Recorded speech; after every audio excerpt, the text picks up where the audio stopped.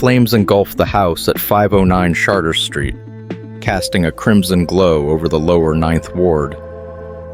By the time firefighters contained the blaze, they discovered 2 charred bodies, one draped over the other on the scorched floor. Detective Michael Carter stepped into the scene and instantly knew this wasn't just another house fire.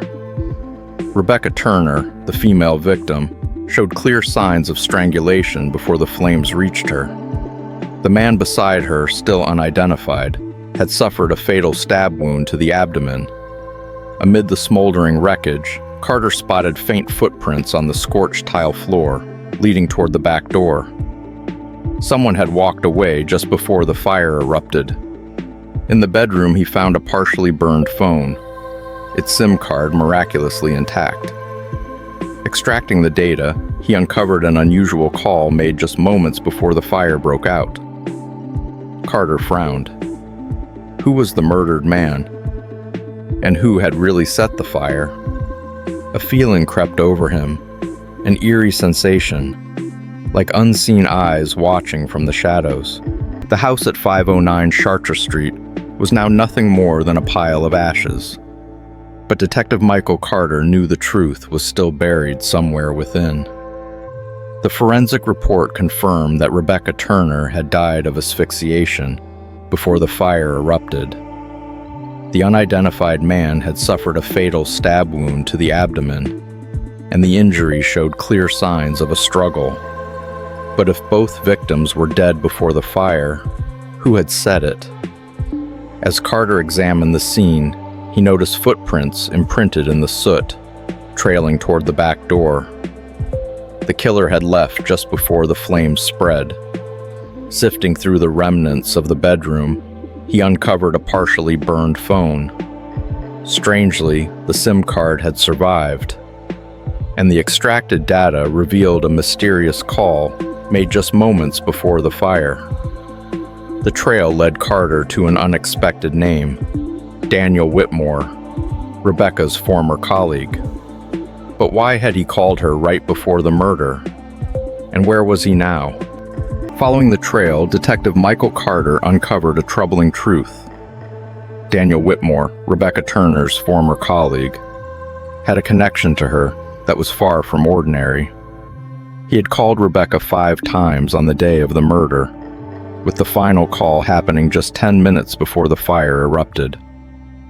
Carter tracked Daniel to his apartment on Bourbon Street, but when he arrived, the door was unlocked, and the place was completely empty. Whitmore was gone. On the table, a hastily written note sent a chill down Carter's spine. I had no other choice. If you want the truth, go back to 509. A cryptic message. Was Daniel running? Or was he luring Carter into a trap? Scanning the room, Carter felt an unsettling presence. Someone had been here before him. The window was slightly open, letting in the night air, and on the floor a fresh footprint stood out against the dust. Someone had left in a hurry. Carter clenched the note in his hand. Was Daniel truly the killer? Or was there someone else pulling the strings? Detective Michael Carter returned to 509 Chartres Street, where the air still carried the acrid scent of ashes. His gut told him Daniel Whitmore wasn't the only one tangled up in this case. Stepping through the charred remains, Carter spotted a small, scorched box on the floor. Inside, he found an old VHS tape, its surface marked with a hastily scrawled message. The truth is in here. Carter took the tape back to the interrogation room. As the grainy footage flickered onto the screen, a chill ran down his spine.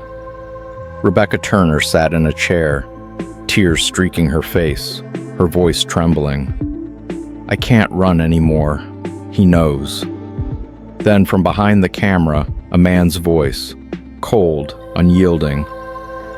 It's too late, Rebecca. The VHS footage left Detective Michael Carter frozen in place. The voice on the tape, it wasn't Daniel Whitmore. It was someone else. So who was really behind this? Carter immediately dug deeper. Records showed that Daniel had a cousin, Richard Hale, a man with a history. He had once been arrested for threatening Rebecca Turner, but was released due to lack of evidence. At that moment, Carter's phone buzzed. A new message. "You're too late, detective." Heart pounding, Carter jumped into his car and raced toward Daniel's apartment. But when he arrived, the place had been ransacked. On the wall, scrawled in blood, 5:09, tonight. Carter tightened his grip on his gun. The game wasn't over yet. Detective Michael Carter tightened his grip on his gun as he stepped once more into the ruins of 509 Chartres Street. The killer was playing a deadly game of cat and mouse, but this time, Carter was determined to end it. Darkness swallowed the remnants of the burned-out house. Then suddenly, a faint noise echoed from behind. Carter spun around, gun leveled at the shadow moving in the darkness. Daniel Whitmore stood there, trembling, blood staining his shirt. "You don't understand," he stammered, clutching his stomach. Carter moved closer, but before he could react, another figure lunged from the shadows, Richard Hale, a bloodied knife gleaming in his hand. "Too late, detective." The blade flashed. Carter had only a split second to react. Detective Michael Carter moved fast, twisting to the side as his gunshot tore through the air. The bullet struck Richard Hale's arm just as the blade in his hand was about to find its mark. Hale let out a guttural scream, stumbling backward, clutching his bleeding wound. Daniel collapsed onto the floor, his wide eyes filled with terror. "You killed Rebecca. Then you killed James Rowe, didn't you?" Carter's voice was steady, his gun locked onto Hale. Hale let out a low, bitter chuckle, blood dripping onto the ashen ground. "Rebecca betrayed me. She and James had to die." Then suddenly, Hale reached into his jacket, yanking out a hidden gun. Carter didn't hesitate. He pulled the trigger again.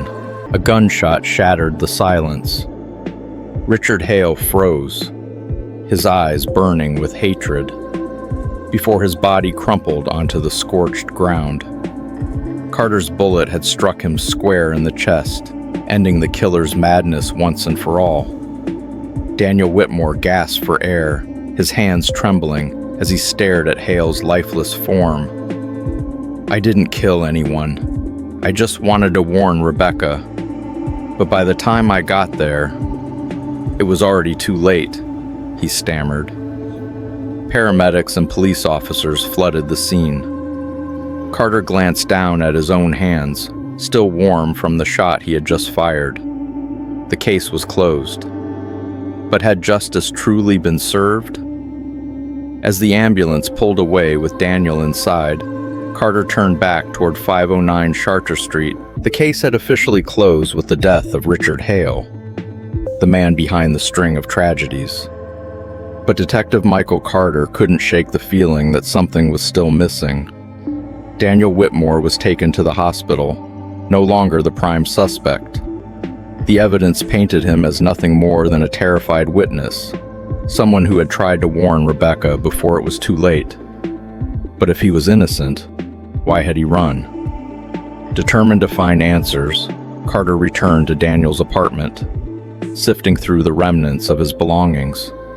In a hidden drawer, he found a USB drive.